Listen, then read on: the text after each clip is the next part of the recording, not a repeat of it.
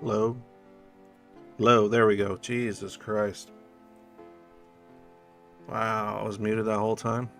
Genius. I'm a goddamn genius. Thanks, John Smith.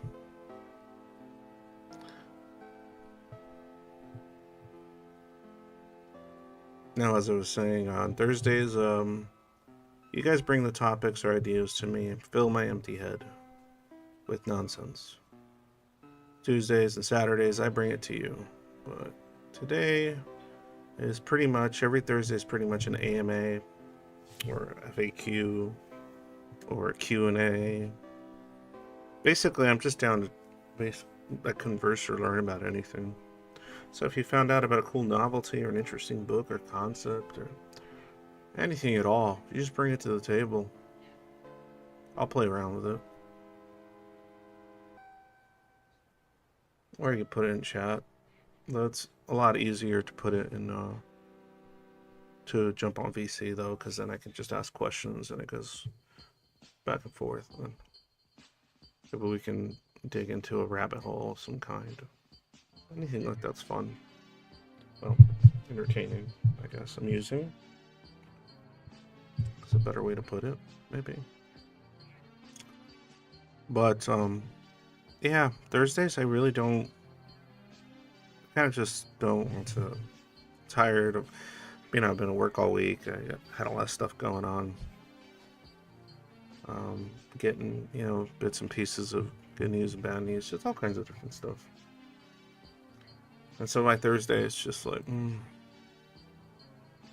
like I'm always down to talk about something or another, but on Thursday I don't want to be the one that originates the topic or the idea. But I can wax philosophical and basically discuss whatever. I'm a jack of all trades, master of none. When it comes to a lot of conversation. And it's even more fun when I don't know shit about what you're telling me, because then it's just a learning opportunity. Or just something, some interesting factoids or whatever the hell you want to bring. Those are fun. Or if you don't want to do any of that, you can just hang out here and just watch me do nothing. That's an option as well. You want somebody to be all head empty with you. It's ADHD. Keeps me wanting to yammer and look for novelty. Doesn't let me sit still for too long. Well, mentally, I can sit still for literally still. As I've said before, I don't think I have a lot of the hyper part. Well, at least it doesn't translate to my body most of the time. It's been a few times, but usually no. It doesn't travel all the way. Just any hyperactivity going on, it's in there. So even there, and it's kind of like jumps around a lot, but still pretty slow and lethargic at times. This combination is such a fucking weird one. To deal with stuff like depression and anhedonia, but then also have like fucking ADHD brain. Like, oof. Plus, I'd be loose associating like a madman. So I pretty much any subject is brought up to me, it'll start like popping shit into my head most of the time. Things will start sort of cascading in my brain when something's brought to me. At least that was the intention of Thursdays. So someone else can start a cascade. I'm not saying anything will work, but most things will. And even if it's just you talking, me listening, that's nice too. Especially if it's something that I don't know about.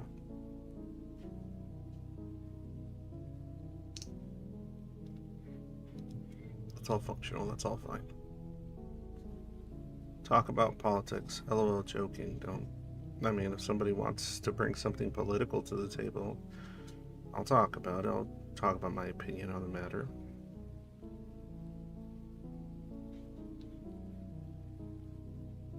Oh, that does remind me, though.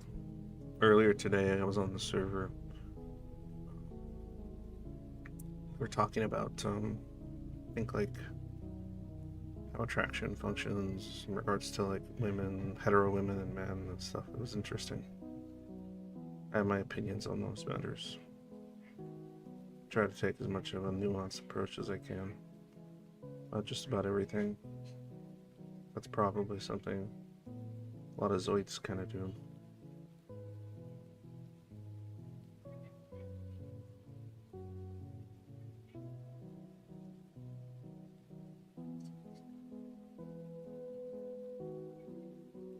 In my 20s, I used to be more into like politics and stuff, but I really wasn't like very political. I was just politics really interesting, and so I would jump from like ideological standpoint to ideological standpoint, like going like, oh, well, what about this? You get this, and you mix it with that. I used to be kind of a hyper focus for a little while, till I found better things, much better things.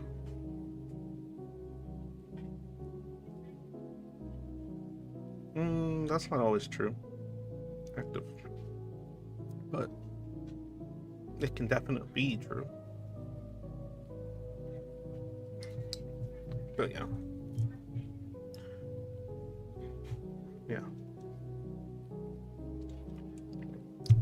It depends on how.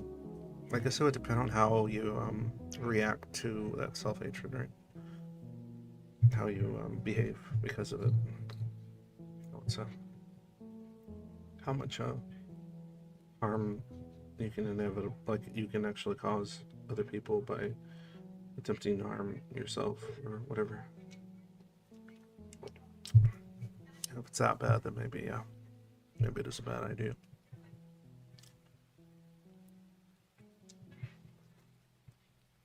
Maybe. Remember, guys, I'm in the annex. On the server, if anybody wants to jump on, have a little chat. You're more than welcome to. I'm going to be here for at least another hour.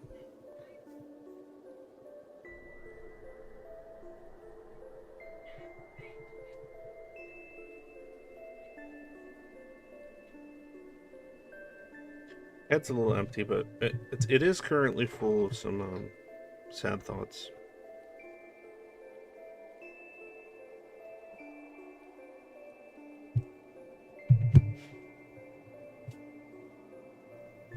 Eternal objects only. You can elaborate if you want. I was on the YouTube chat for those watching on Twitch. I think there's only like 2 of you on Twitch. I don't know. The weirdest thing happened the other day. Well, one of the streams, there was like 12 people on YouTube, and then it seemed like they all switched over to Twitch for some reason. But it might have just been because a new set of people came in and left or something. I don't know. I don't know how any of that functions or why it would.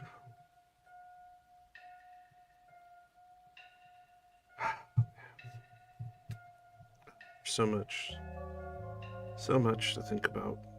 Just don't have the energy to try to bring it up myself.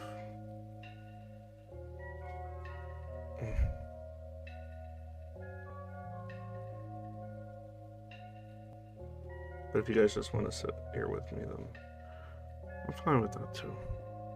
Pretty ambivalent about whether I have to talk or not on Thursday. I'm okay either way. Whatever you guys are cool with on Head Empty Thursday.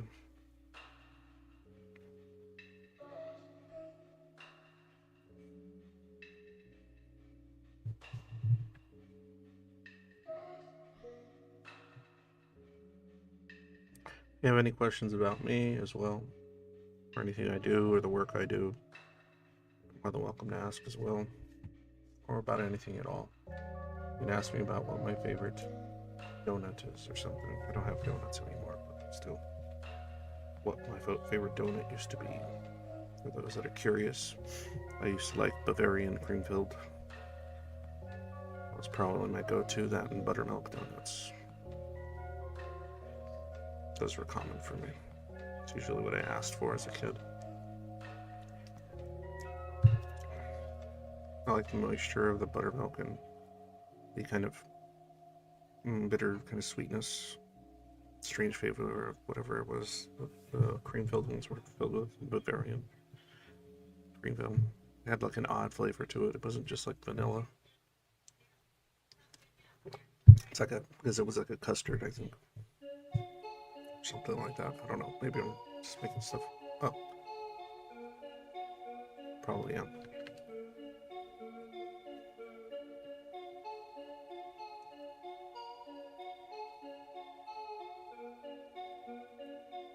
Or if you guys are dealing with any problems in your Zoid life, or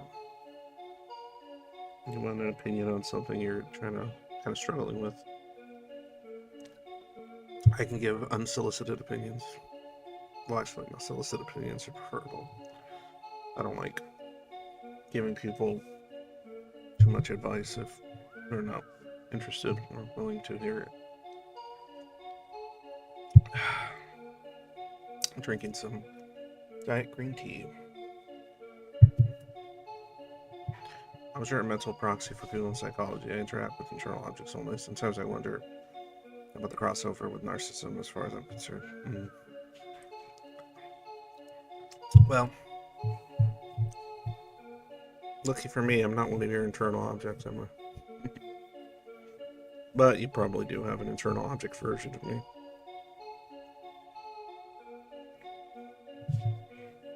Some doppelganger. Some homunculus, some vulpa.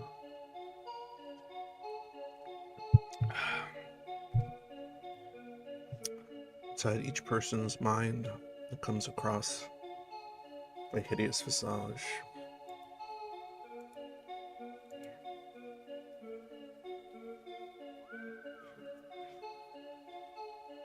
I had something I wanted to check, but now I can't remember what it was. I really can't. What was it? I can't remember. It's nothing to do with you guys. As well, I'll check it out while I wait. Anybody to ask? Be interested in anything? For those that are here for the first time, I'm sorry, Thursdays is probably not the best time to see my stream the first time. If you want something a little more active, come on. Usually Saturdays, but this weekend it's going to be on Sunday. I have stuff going on Saturday, so the Dear Ink segment and the other stuff I normally do is going to be on Sunday, 7 p.m. this weekend. And then Tuesdays I usually bring up a topic of some kind. But Thursdays are for this. 0001 H. Here for the first time. Yeah. Usually, with Thursdays, it really comes down to like the people listening and anybody that jumps on. So if like in the past, Saintist, I think it was, would oftentimes like to jump on Thursday, and they would like to bring up like a topic about something schizoid related. And we're curious about, want to discuss, and then the ball will get rolling, and then it'll usually make the gears move, and then we'll get a convo going on something that'll go all over the place. But yeah, on Thursdays I'm not gonna be the one kickstarting it. I just don't have the energy for it on Thursday. So I made it because I still want to stream like separately 3 times a week, but yeah, Thursdays and Friday nights are usually when I'm just like, I just want to chill.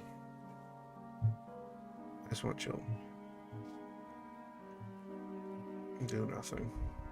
Or talk about something. Or what have you.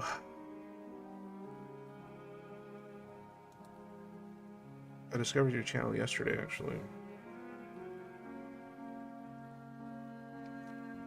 I'll be honest. I don't think I've. No, I don't think I've done squats. I mean, I don't know. I don't even remember. I never really like. It was funny. Like when I would go to the gym. I know this is like probably not the safest way to do it, but like I wouldn't pay too much attention to the amounts it stated. I would just pick up whatever I thought felt really heavy, but like not so heavy that I couldn't pick it up at all, or I'd hurt myself. And so then I would just use that, and then that's it.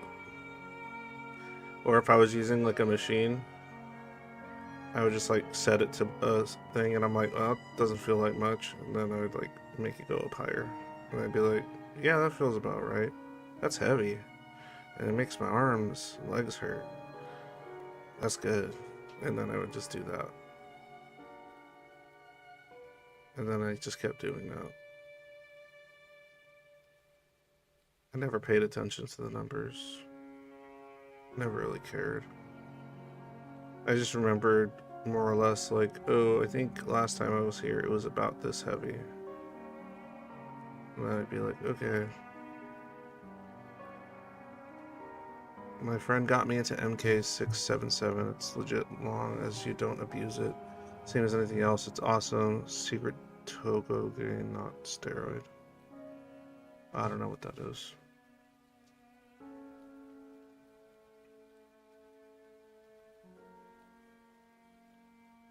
Yeah, I never got like super interested when I was working out and lifting and stuff. I never really got super interested in like how do I put it,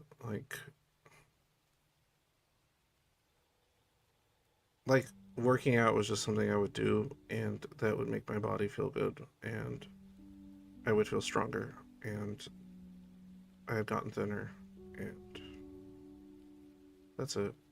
Like I can't. I'm not one of those people that like will put a lot of dedication into like keeping track of like numbers and growth and all this. I'm just like, okay, keep doing this thing until it doesn't feel so heavy anymore, and then do the next heavy thing. Because like I guess what I was mostly chasing after when I was going to the gym more often was like the cathartic sort of pain it would cause with the muscle fibers and everything else tearing and all that. So it was just that. So then like if I went enough times and lifted something enough, it would eventually not hurt so much anymore. And so then I'd be like, okay, well, it's time to do something a little heavier because then it'll hurt again.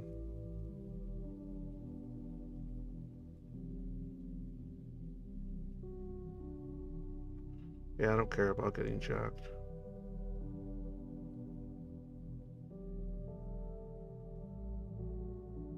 I mean, the only thing I would ever want to be jacked for would be like cosplaying. That's about it. Even if I got like, even if I worked out like, fucking 4 or 5 days a week and had like a crazy regiment and got like really like strong, really big, and really jacked, I would just, it would be interesting for like a day, and then I would just look, I wouldn't be looking in the mirror, I wouldn't really, I'd just be like, oh, that's cool. I feel pretty good. I mean, because, in my mind, I'm just like, yeah, it's eventually just gonna turn to mulch anyway.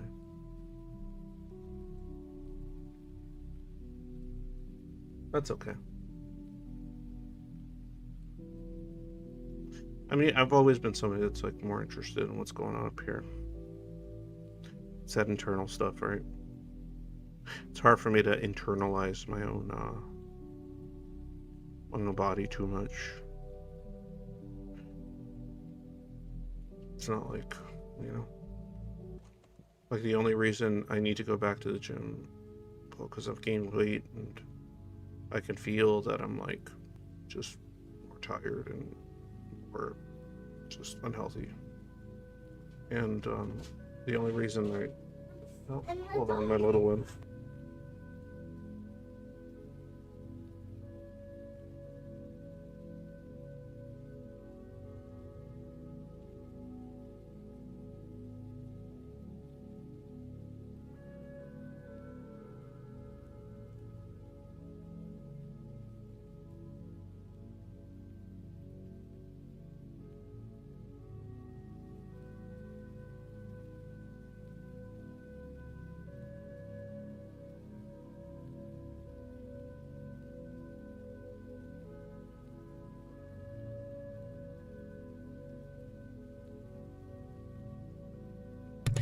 Well, there, speaking of which, right, a good reason to stay healthy. That's one of the reasons right there. My little one, both of them, kids, want to be around for them. Even when sometimes it doesn't feel great to be around in general. Um, I know that it feels great for them for me to be around. So.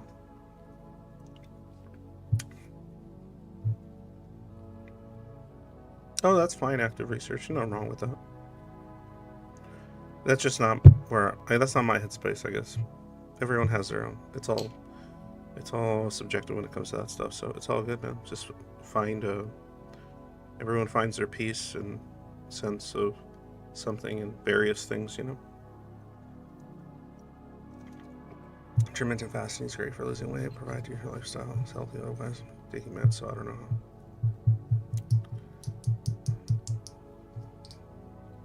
Yeah, with some meds I have to. Yeah, for sure. Otherwise it'll fuck with my stomach lining and other shit. So it's already a mess when it comes to that stuff anyway, so I can't really fuck with that. But yeah, I want to go back to the gym, lose weight and all that, because gotta be around for the kids, gotta be healthy for the kids. They want to play, they want to do stuff. They want to, especially the little one. She's got a lot of energy. And then on top of that, like for individual reasons, I want to be in decent, healthy shape so I can be around for my wife and stuff as well, and have the energy to do things that I need to do around the house. Everything else, just man stuff. Kidding. And then on top of that, if my body is better, then my mind works better, and I care about my mind working well. See, it's already starting. But I do care a lot about my mind working well. And there's no way for my mind to work well if my body is falling apart. So that's, I guess, the most me reason I want to go back and get healthier and stuff. It's primarily because of that. I want to be able to think better, faster, more focused. That's what's going to allow me to have the energy or the mental capacity to keep doing the work I'm doing with this and doing the streams and be effective for them, and everything else. I've been having a lot of trouble trying to get some new people for the stream, like for interviews and stuff, so it's been a little tough for that. I had a few leads that didn't pan out, and I'll be honest, I got a little bit discouraged, and I'm used to that, like a lead not panning out. That's fine. I'll try again later, whatever. But when you got like 3 different leads and then like none of them like work out, and you'd already like put some time into like reaching out, doing this, thinking about it, doing a write-up of what you're gonna say or do, and then it just doesn't seem like to be going anywhere. And sometimes it's not even anybody's fault, it's just circumstances. It's still like it can still be really discouraging, to say the least.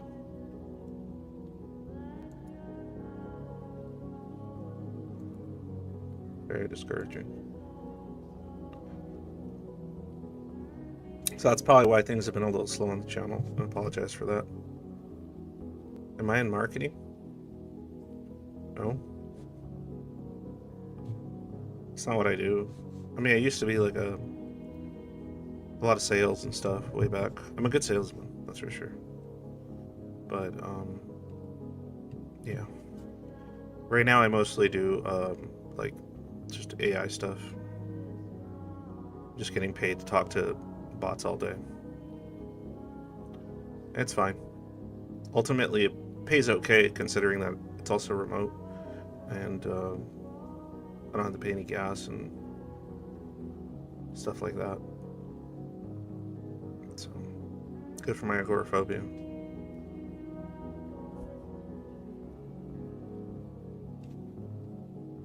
Yeah. Sorry I don't have much to contribute today. But that's Thursdays for you. Let's head empty Thursdays.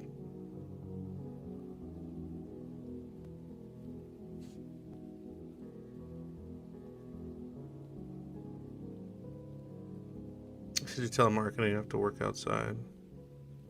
Why I have a mental breakdown, get fired, true story.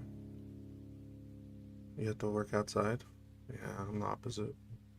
Do I live in the USA? Yes, I do. I live in California. Yes, I do. Why do you ask? I am American. Oh, I like this track, actually. Hold on, let me jam out a little bit for this track. Sorry. And then I'll get back to you guys. I want to really enjoy this track.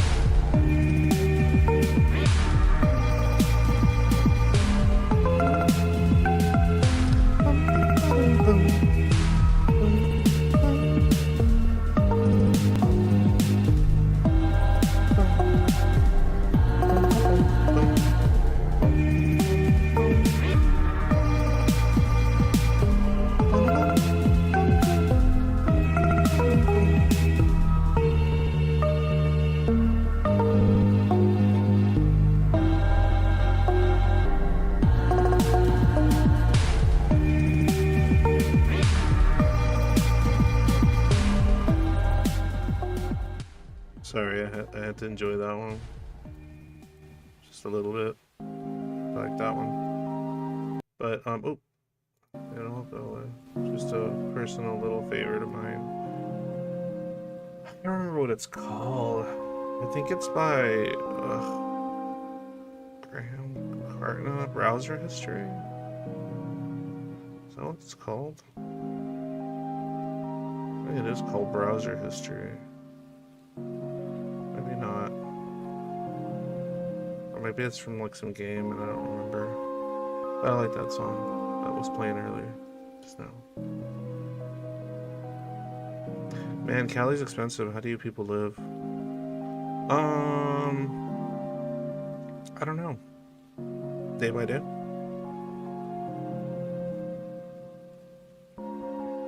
Apocalypse movies are fast becoming my favorite genre of 2012 Doomsday. It was an indie Christian version. Knock at the Cabin Door and Day After Tomorrow, all great. Yeah, they're pretty fun. The Cabin Door, the Cabin Door one, that movie just made me laugh. The movie was kind of stupid. But to me, there was a lot of funny shit in it. A lot of silly shit. I don't know if it counts as an apocalypse movie, but I like the movie Cabin in the Woods. It's a different one. It's more a silly horror, but there are some elements of apocalyptic events, I guess, to some degree, I would say.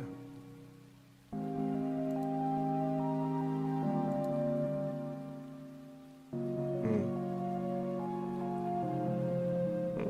only 40 or so minutes to go, folks. Like I said, you don't bring me anything, I don't have much to give you.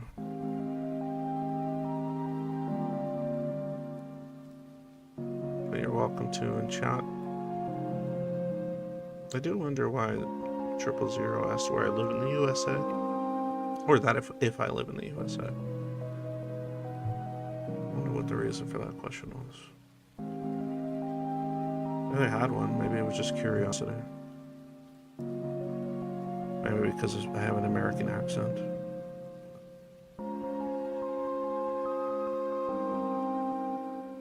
Overtake cities.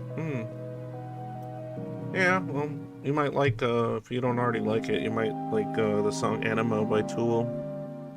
Anima's fun. It's literally about that sort of deal. Look it up if you've never heard it, but I'm sure you might have. Aename. Anima by Tool. You'll like the lyrics. Very, very edgy.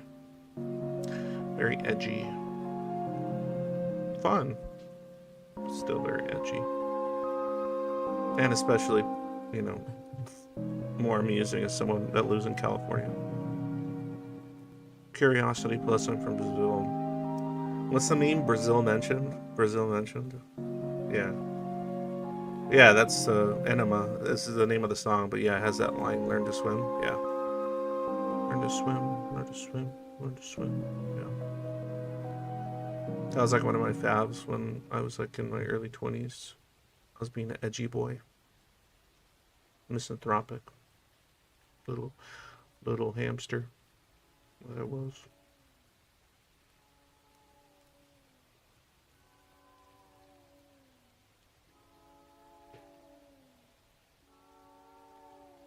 Well, yeah, this song's always used like in memes and stuff now, isn't it? I hate when that happens. I hate when like a perfectly cool like this track, when a perfectly cool little track from either an OST or something like that gets like taken over by fucking TikTok. Cause then like fucking you just hear the fucking song be playing out at people's phones all the time. And you're like, god damn, you got TikToked. I think this one's from, I don't remember what it's from. But now people always use it when they're doing like countdown for fucking scariest mushrooms. Yeah. Yeah, you know the song, Active. Fun song.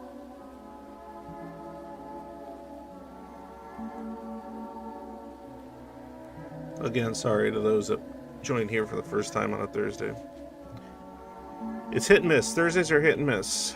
I've had some pretty good Thursday streams where like somebody will bring up something that'll kind of get things moving, or somebody jumps on to talk with me about something, and then they get the old loose associative fun time gears going. And then there's other times where Thursday's just pretty much me sitting here meandering and random things popping into my head at times, depending on what chat says or what catches my thought pattern. Yellowstone is due any minute, now stuck up on popcorn. Popcorn. That's what my oldest one is 13, but when she was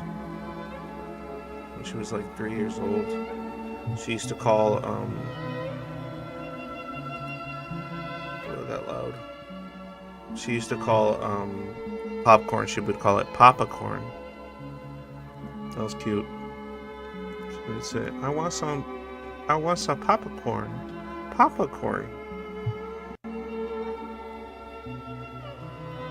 Those are nice moments. Popcorn.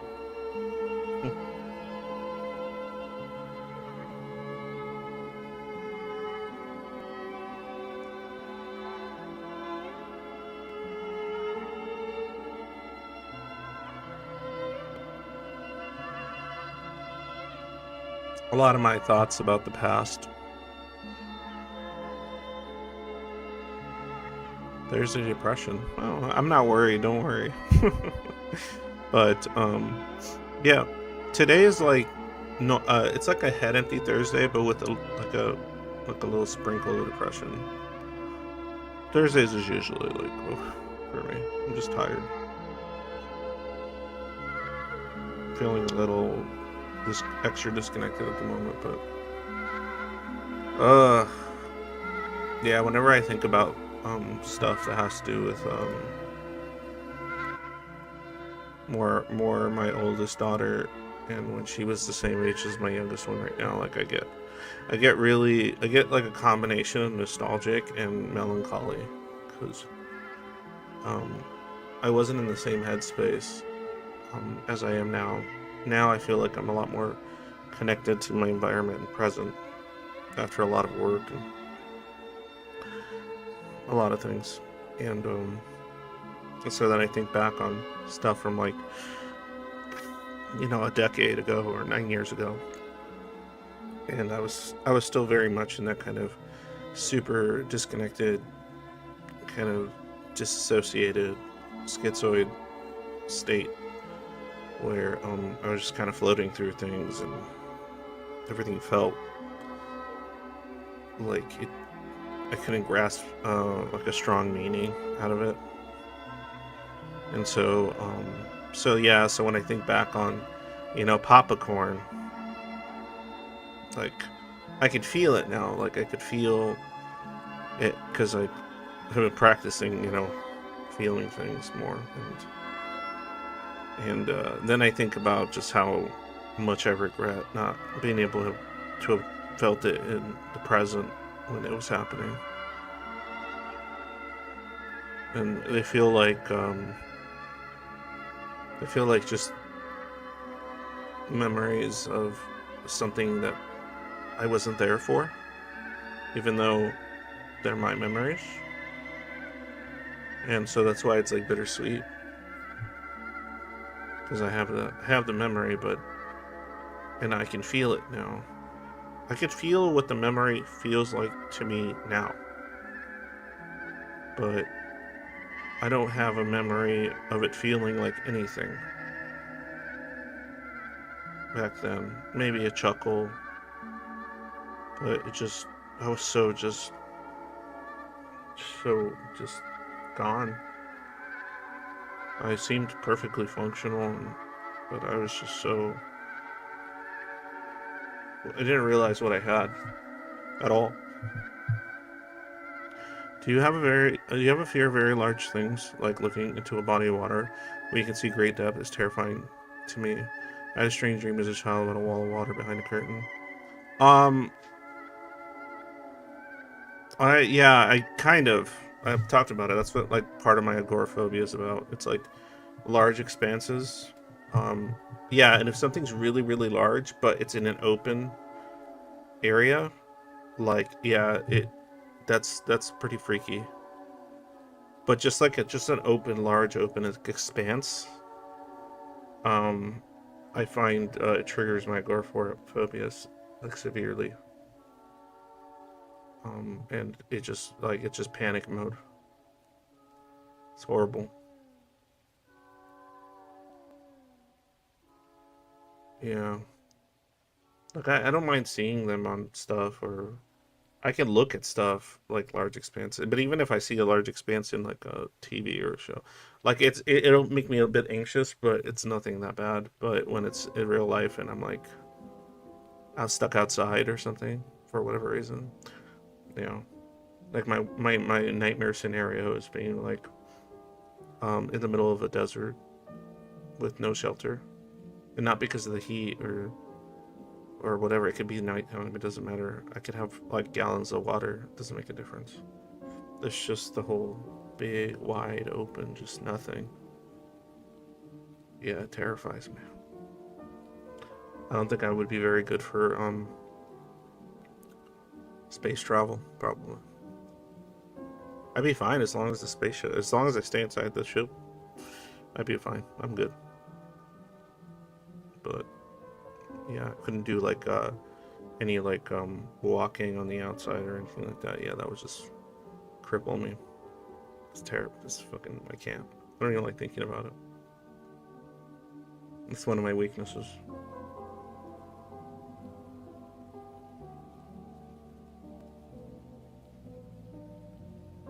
I had for the long, it's funny, I wasn't always agoraphobic. It's something that I developed in like the last decade or so. Yeah, about 10 years. I don't like the ocean. I wouldn't want to be at sea with thousands of feet in the stream. Just below me. Yeah, see, that's what's weird. I don't mind the ocean. Like if I was like deep underwater and it's open there, it's like because it's so murky, and there's just to me the ocean itself feels like it's something, like it's more claustrophobic, and I like things to be kind of claustrophobic. I'm okay with that for the most part.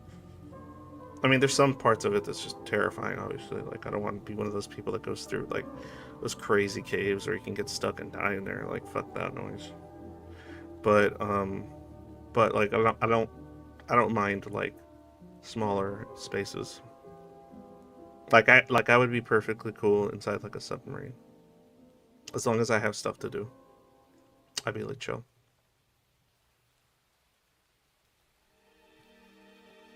But you know what sucks about like the ocean? It's terrifying. See, this is kind of crazy, right? But I would be more stressed out about having to go to the surface. Like I would love the ability to breathe underwater. If I could breathe, like that would be such a cool ability, because then I would find being in like a deeper part of the water or the ocean, and being able to just chill down there, like I would feel really, really cozy, comfortable. If it didn't have the, if there wasn't the danger of drowning down there. Obviously, that's not great. But I would be. It feels like I'm covered or something. I don't know. It feels like you're deeper in the earth almost.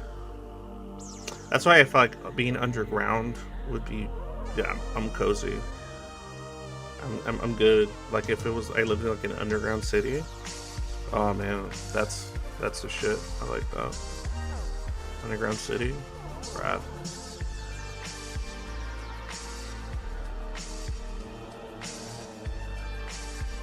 They always have. There's always world-ending cataclysm. What about being in space? No, I was saying that earlier. Being in space would suck unless I'm inside like a ship. The bigger the ship, the better, too. Like, if it was, like, a big space station, or, like, Star Trek, where there's, like, a lot of floors, I would want to be, like, about the center of the ship. And then I'd be cozy. Like, one of those giant-ass Warhammer 40k fucking ships with just, like, crazy giant size with, like, fucking just hundreds of fucking floors, probably. Yeah, that's pretty cool. I've heard a metaphor for depression that involves being in the desert, lost in the void, something like that. Yeah. Yeah, well... I was trying to figure out with my psychologist about like why the agoraphobia developed. Even though I wasn't like, dude, when I was in my 20s, I was like out. I would just walk outside, be wherever. When I was a kid, I'd be out in the desert because I was a Boy Scouts. I can go to theme parks. I can do big old parking lots, like all the stuff that triggers the shit out of like a crippling agoraphobia. Now I didn't even have any of it. Like I would say like 10 plus years ago, 12 years ago or something. I don't know. I didn't have any of that. But I did before I developed agoraphobia. I had a severe panic disorder. Generalized anxiety disorder, panic disorder, right? And at that time, I would be able to go outside and do stuff, whatever, right? but I was having like non-stop back-to-back like existential panic attacks, and I would have like my thoughts would just get really fucking schizo-spectrum style, and it would just be all this fearful shit that I couldn't, yeah, like my executive function was just not best, and it would just go like to just not good places, and it would just terrify me, and so on and so forth, and like, yeah, it would just be all fucked up about all kinds of stuff like that, a lot of existential stuff. It would just like, and then sometimes it would just it became like a panic of panic. Having a panic attack, legit, if you've never had one, having a panic attack feels like you're dying. Like it feels like something's gonna kill you or you're gonna die. That's how it feels. That's how scary it is. That's how intense it is. Like your life's in danger and you're just freaking out, like in some way like that. But for me, what would cause that would be these like existential thoughts, and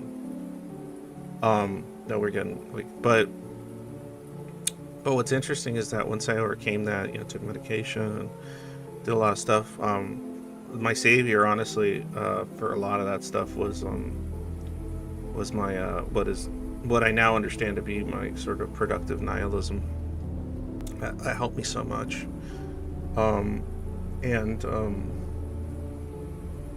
some people like to call it optimistic nihilism. I don't like that. I don't like optimistic nihilism. I like productive nihilism, because it implies that I'm optimistic, and I'm not a very optimistic person. I'm just a person that wants to do what's right by what I consider to be, I guess, right.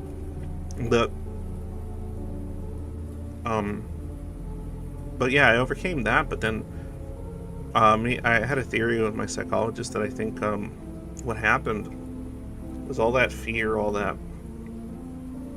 like I ended up like compartmentalizing it somehow, and then like it got shifted over to something else. Right. Like something, my brain, I don't know what it did, but it found something a more tangible, but still huge, like still associated with those kind of existential fears, and then it gave it like it gave it like a face, a shape, right? Like a thing, like a tangible thing. And yeah, and I think that's part of the reason I developed agoraphobia. Because it's too much like sort of existential dread, but it's like a physical thing, or like a non-thing, if you will. It's open space, like giant open space. So I mean, yeah, I'd rather be agoraphobic, to be honest, than how I used to be in my 20s. No, 100%. The agoraphobia doesn't, like, now I don't get panic attacks unless I'm in a situation where it calls for it. But I won't get a panic attack generally from thoughts, or other types of concerns or stressors. I'll get stressed, I'll get depressed, yeah, but I don't get panic attacks from them. So it's like it got all my anxiety disorder and just put it into like a thing. Sadly, that thing, I wish it would have been something a little easier to manage. Like, even claustrophobia is easier to manage than fucking agoraphobia. Because with claustrophobia, yeah, you're going to have situations which aren't so good, right? And there's going to be things like, oh, I don't use elevators, but you could always use escalators, right? Or stairs. But when it comes to agoraphobia, there isn't really like as much of an option. It's like, what do you do? Like, oh, my family wants to go to a theme park. Okay, what do I do? Like, what's the other option other than you have to walk around the theme park in this big open areas and the sky above you, and like, what are you gonna do? Like, there's not a lot of like alternatives. It's not something it's not something I want to avoid, because I want to be able to do things with my kids that involve that sort of stuff more. But yeah, but in my case, I have to fucking pump myself full of propanolol, whatever. I can never say that one. Propanolol, I think it said. And I was taking the 10 milligram, but I would take like 20 milligrams whenever I had to be in a situation like that. But it would only last for like 2 hours, and it would putter out. And even if I took more, like it just wouldn't work right.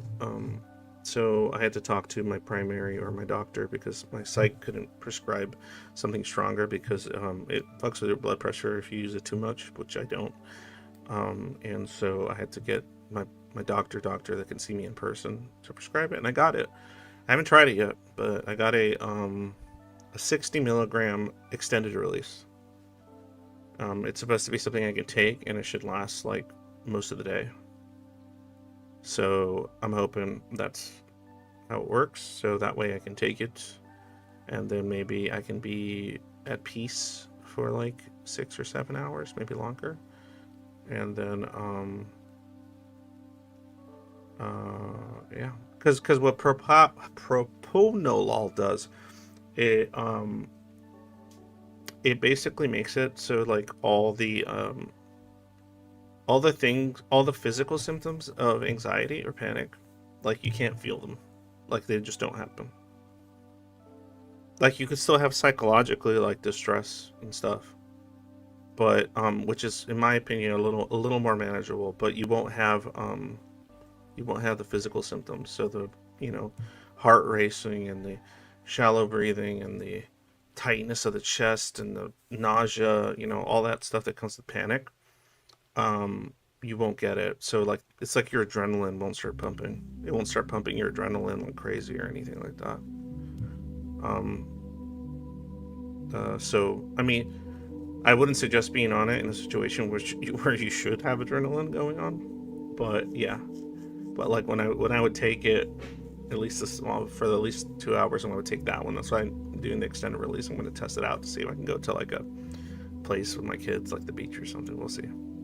But when I would take that, yeah, I could feel it. Like I could just be in a spot that in my mind I would be like, yeah, I don't want to be here. This is uncomfortable. But then I look around and be like, yeah, this is mentally uncomfortable. My body just wouldn't be doing anything. And so then if my body wasn't doing anything, I would just be like, well, I guess I just don't think about it. Because, and even if you do, your body's not going to go into a state of panic. So what's there to worry about? And then it would allow me to just kind of forget about it. But it also makes me feel a little like just a little loopy. Not too crazy, but just a little bit loopy, like a little bit like,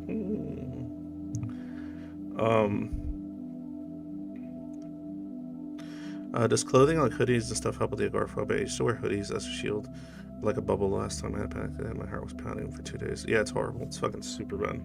Dude, I used to have so many fucking panic attacks. Like for a while I had like an arrhythmia. Like my heart was just like beating all fucked up. Like it was just beating all weird and fucked up. It was fucking fucked up. It was just like, because it was constant, like every day, every other day, I would get like a fucking just dose of adrenaline. Fucking, yeah, it was bad. It was really bad.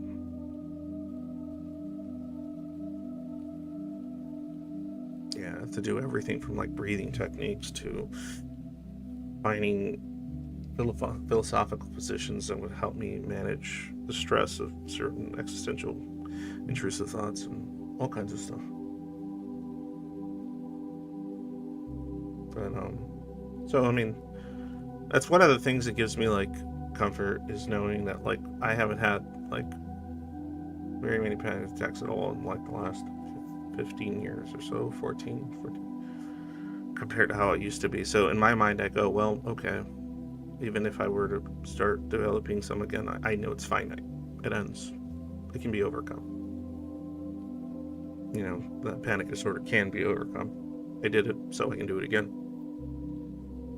It's that kind of thing. And that reminder or that mentality is basically what keeps it at bay, I would say, even on an unconscious level. After a while, you don't really have to even... Oh yeah, well, I mean, it was something, but it was bad. Oh, the hoodie, the shield thing. Yeah, the shield thing helps. But hoodies, they're okay. But like, if I go out, even if I go out to like, say I'm gonna go to like the store, like Walmart, or oh, the music's a little loud.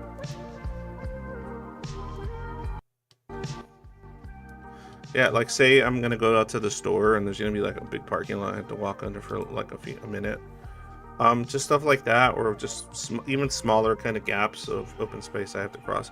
I can do smaller stuff, but without too many problems. But usually I'll have like sunglasses or like a hat on, because the hat covers the sky, and the sky makes me uncomfortable, and sunglasses make it a little darker and harder to see. Like covers the peripheral and the kind of, and so if it's like especially bad, or I know I'm gonna have to be in a slightly open space, even if I'm taking the medication, like I'll legit just use a black umbrella. I have like one of those big sun umbrellas that's supposed to be like for, you know, blocking the sun or whatever. It's like a big black one, and I'll just use it. I don't give a shit. I don't give a shit if people think it's weird, or people are like, why does the guy have an umbrella? I can give two fucks. I am far more terrified of my agoraphobia triggers than I am of people saying or looking at me. I can get two fucking shits. So yeah, I'll have like a big umbrella, big black umbrella. I'm all dressed in black. I just look like I'm fucking trying to be edgy or something. But I'm okay with that. I don't care, because it makes you like more comfortable, and I can manage it, because I can't, if I look up, it's just an umbrella. It helps me manage. But there's some situations that, like, yeah, it doesn't matter.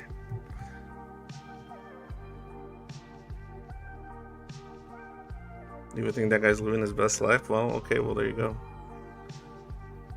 No, I wouldn't be living my best life. I'd be, like, probably incredibly uncomfortable managing and struggling, but doing what I can because I have to be there, or I have to do that, or there's an idea or a thing, or it's for my kids, and I'm willing to just hunker down and deal with it to a certain point, so that I can be there and be a part of things and stuff.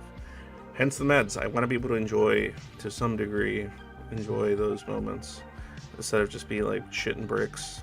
That'd be cool. That'd be cool, you know? Agoraphobia does make certain things difficult, though, like working outside, doing jobs where it's outside, or you have to travel outside a lot or be outside a lot. Like, that's hard. That's why I like to do remote work. That, and I don't like to have coworkers that I have to see every day anymore. It's not something. How to not have misanthropy triggered by observation. How to not have misanthropy triggered by observation of normies. What do you mean? Like, I don't mind I don't care if they're observing me, because their observation, to me, like, their observations are irrelevant. It's just, they don't mean anything to me. I don't give them any subjective importance. If I don't apply meaning, it doesn't have any.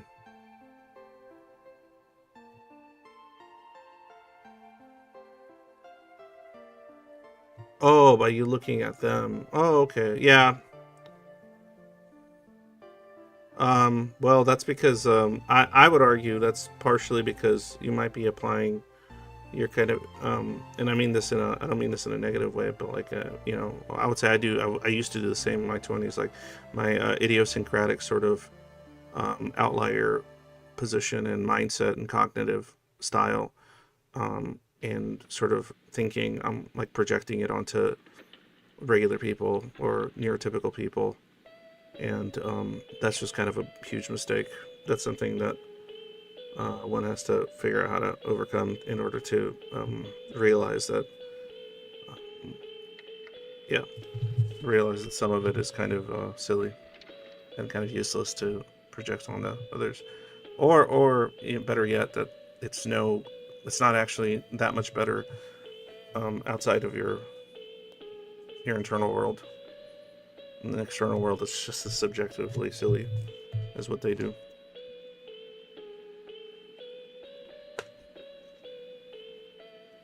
Yeah, like sure. Just hate people. Um, why do I know this song? Dun, dun, dun, dun, dun, dun, dun, dun, dun. What is this song?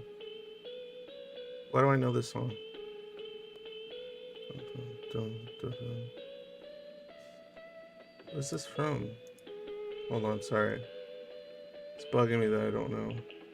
Is it like an Amore song or an Undertale song or something?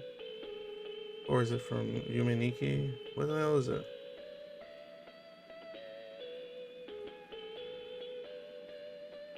I like it, but I can't remember what it's from. Anyway.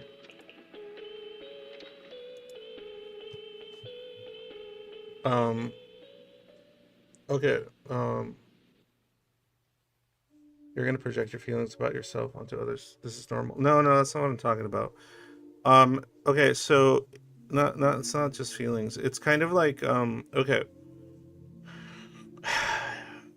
Well, I consider myself more abstract thinking, schizo-spectrum, loose associative thinking, and I just use my executive function to like sort of have a better control and understanding of it, and years of practice, whatever. But like say more easily, like okay, well, it's like okay, it's like this, like I'll notice patterns and things and behaviors, and I have like there's a lot of behaviors and motivations that to me seem just not very motivating or interesting or relevant to how I approach my own existence and my own interaction with the world, because of my sort of very much uh, outlier sort of experience with the world and how I approach it. And um, I get that, and then I start applying it, those kind of opinions, ideas, and standards to the vast majority of people around me, and then I start essentially deluding myself into thinking that how I think and the importance I give things and the priorities I give things are somehow more objectively correct or important than what the generally people will do that against or for. And then I'll kind of have this sort of black and white thinking about that sort of stuff, and then I'll start kind of essentially it's like almost like a meta splitting, if you will. Um, well, I'm not sure what you're referring to, because you say you feel misanthropic when you see other people and what they do, or what they're when you observe other people, it makes you feel misanthropic. Well, what about observing other people would make you misanthropic? Uh,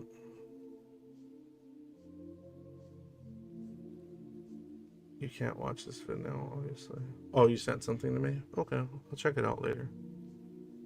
Yeah, I would say, but I would say like what would make me feel misanthropic in my 20s, like I would just see like I'd be like, I would see somebody in like a really bad relationship or a really bad situation that they could technically do something about, but they're being emotionally controlled by some aspect or another, and they seem to like, I used to think in my 20s, oh, this person's so weak, they can't just like think rationally because all their fucking feels are controlling them, and all that. Like I used to have all these fucking thoughts, right? Like why would you care so much about this if it's ultimately hurting you? Like why can't you just realize that this concept is false and blah blah blah, and like yeah, yeah.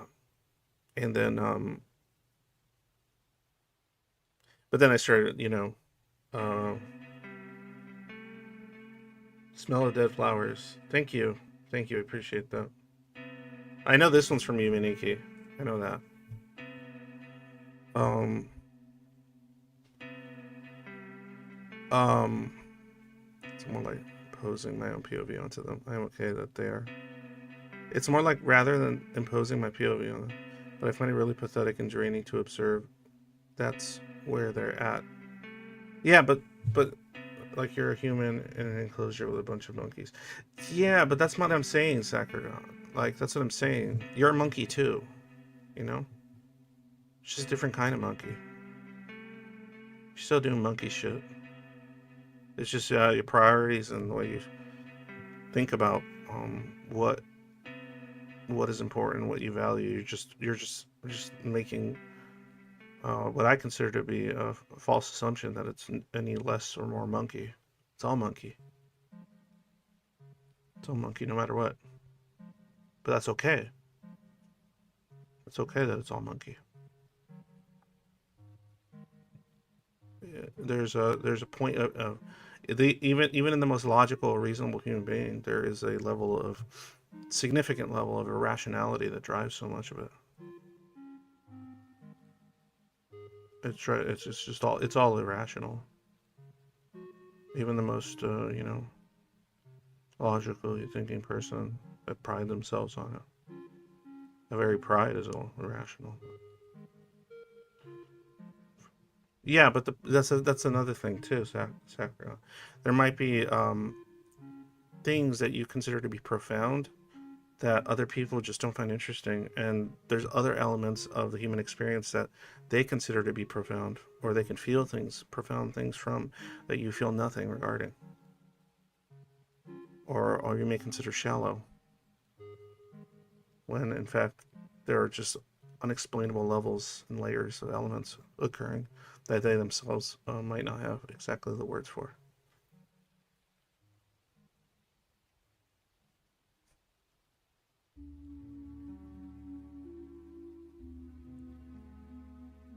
Yeah, I'm with Jim about that. Yeah.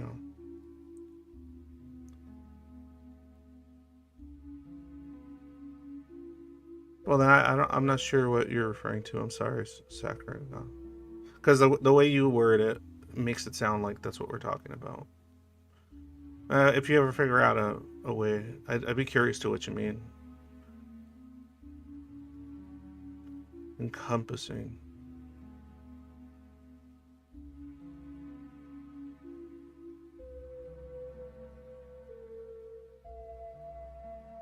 Do you think being misanthropic entails seeing human nature as evil?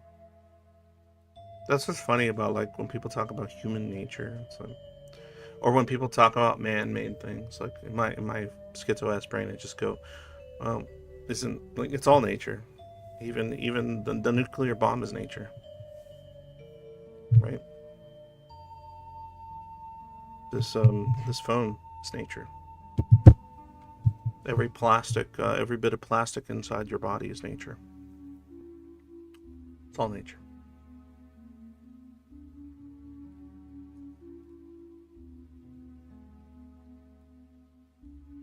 Oh, you mean like you think the human race is like ultimately destroying themselves, and it's just going to end with its eradication? Oh yeah, I mean that might be the case. I'm cynical or pessimistic enough to believe that as well, but that's okay. Who cares? I mean, I'll just do whatever I can to stave some of the flames around me. But if I'm just gonna get burnt up in it anyway, I'd like to know I tried. And that's good enough for me. It's the best you can ask for.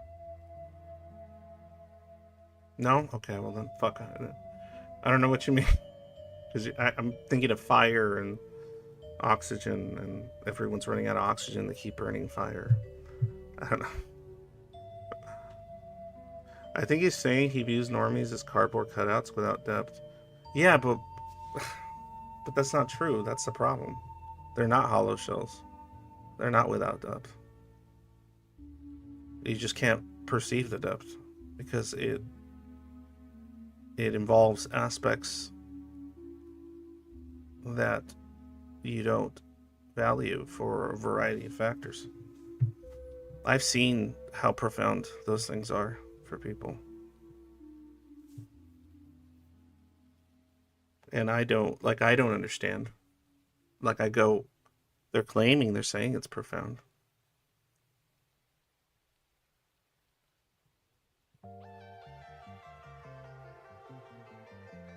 Right? And sometimes people function on kind of an intuitive aspect of it. People like fight and die for these things.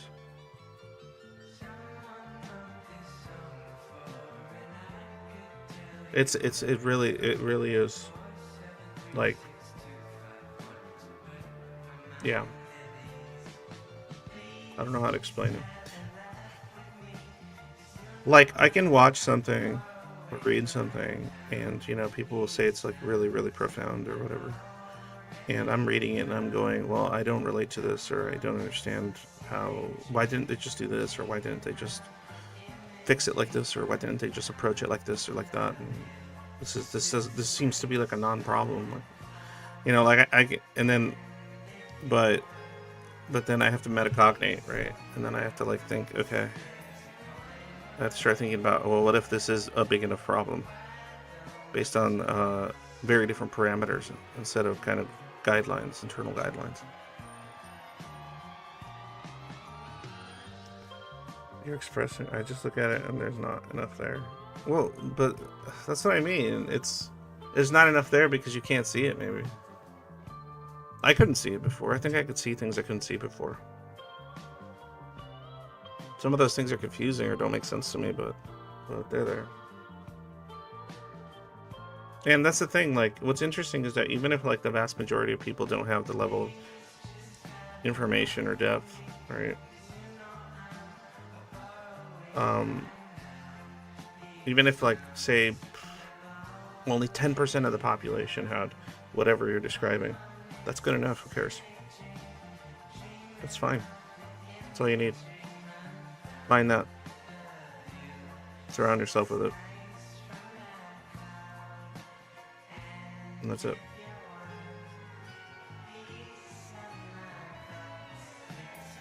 But I don't think it's that simple. That little 1%, that's a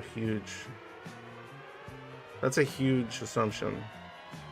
Jack Worm's assumption, Saffragon. I don't think you've even met 1% of the human population in person, one-on-one. You know what I mean? Like, I could look at the news, or I could look at some, like, event and just assume piles. You know? But on a person-to-person level, on an individual level, you'd be surprised how much depth you can find. And a lot of people hide that depth.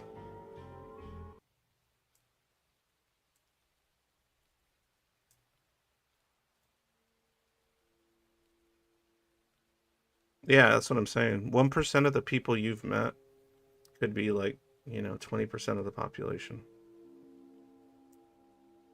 And that's only because they have an interest in certain levels of depth that you share with them. If they don't care about those things, if the depth doesn't matter, then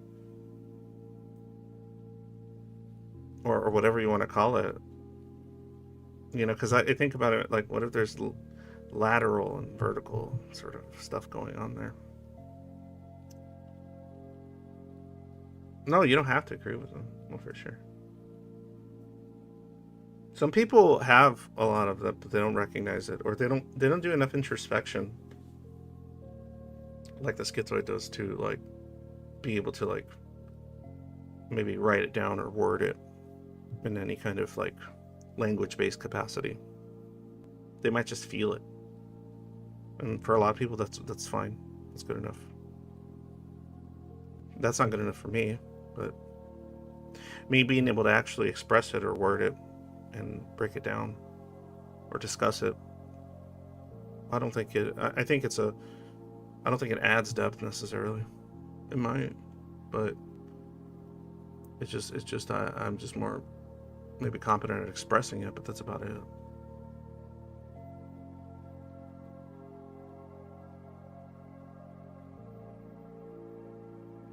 I don't know, that's how I see it.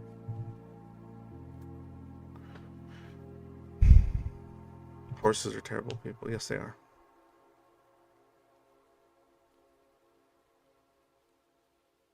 Yeah, but significance is subjective. So if you're talking about like, oh, they're more significant because they bring more value to the species, like that's still a very subjective thing.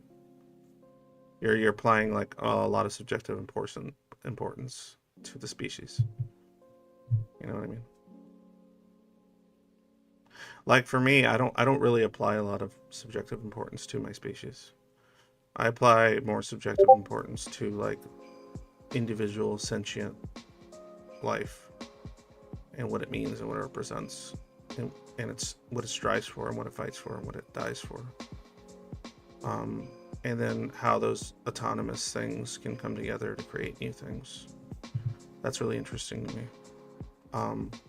But like, my species, the people on my planet, yeah, I don't don't really worry about that too much. Because, like, I mean, I don't want it to all go to shit, but I can't,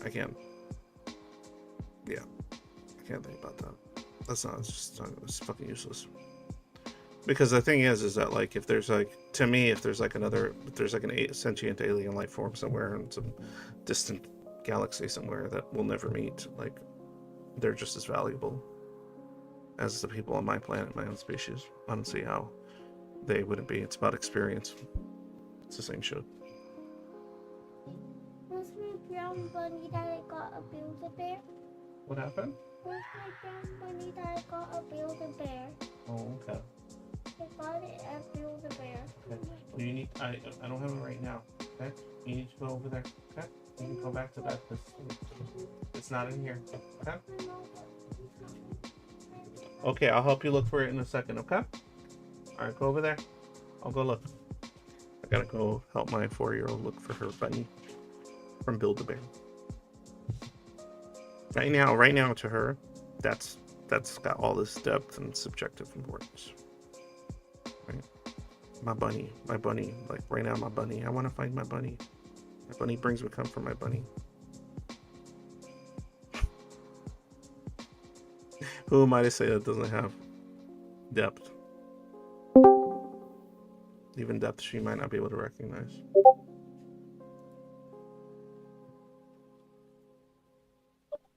Hello? Oh, hold on a second. Oh, you're serious? Stay behind me. Hold on. Sorry. Where? Thought I fell. Okay, you need to go to bed. I'll go right now. I'll go look right now. This girl. Hi there. I was actually you came on a little too late there, Oh, Sarah. my I was bad. about to end the Yeah, I stream. completely forgot. Yeah, my bad. No, you're good. You're good. It's all good. No worries. All right. So I just saw no one was in here, and I was like, oh no, he's alone. No, I was gonna help save, but yeah, too late. It's my bad. no, Bye. you're good. You're good. But in any case, thanks a lot, guys, for joining me. Thanks a lot for being here. It's 8:30, so it's usually when I wind it all down, and yeah, it is what it is. Our favorite thing to say, right? But if you want to support me, play what? Oh yeah. You make your own game there, Sakugan.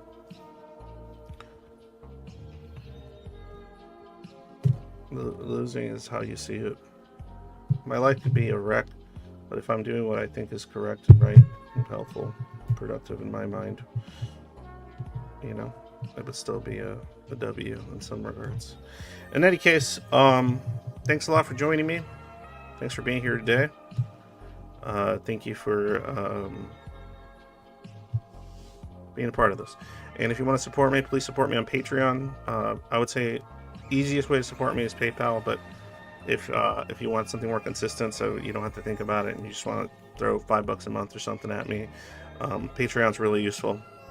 And basically, I just use the money to pay for small things and stuff that I need around the house and the family needs, and so or also to pay for like all the subscriptions and bullshit and other stuff I still have to pay for regarding the MPO stuff that I'm trying to do.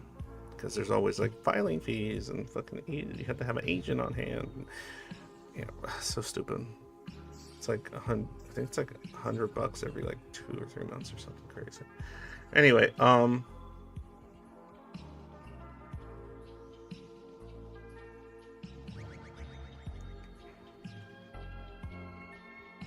yeah, I don't really quite. Yeah, I don't have the same philosophical stance as you on that there, Sakuradon. Sorry, I'm not sure. Okay, so yeah. Anyway, thanks a lot, guys. Talk later. And remember, when day is dark, always remember. Happy day, and I will find that bunny very fast. You too.